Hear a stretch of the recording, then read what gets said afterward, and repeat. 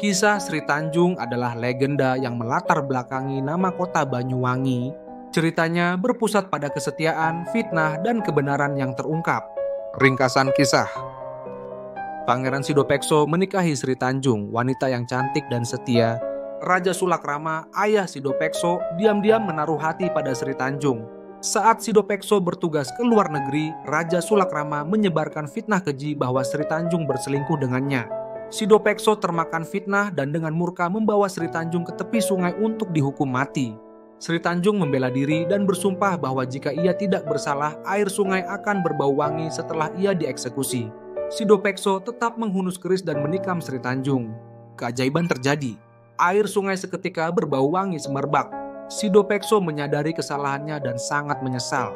Ia berteriak, "Banyu, wangi," yang berarti air wangi.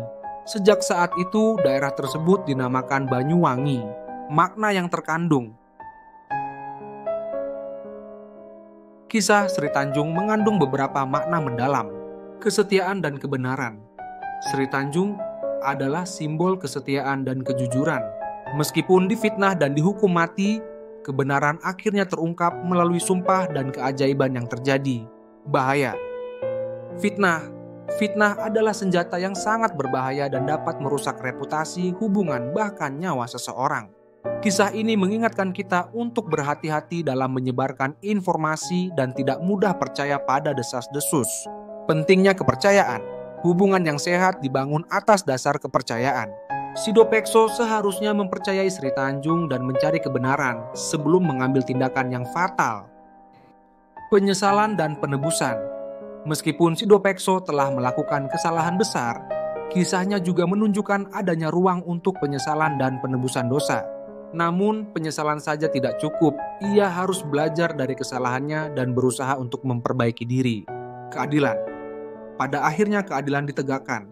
Meskipun Sri Tanjung harus mengorbankan nyawanya, kebenaran tentang kesetiaannya terungkap dan diingat hingga saat ini. Kesimpulan, kisah Sri Tanjung adalah legenda yang mengandung pesan moral yang kuat tentang kesetiaan, bahaya fitnah, pentingnya kepercayaan, penyesalan, dan keadilan.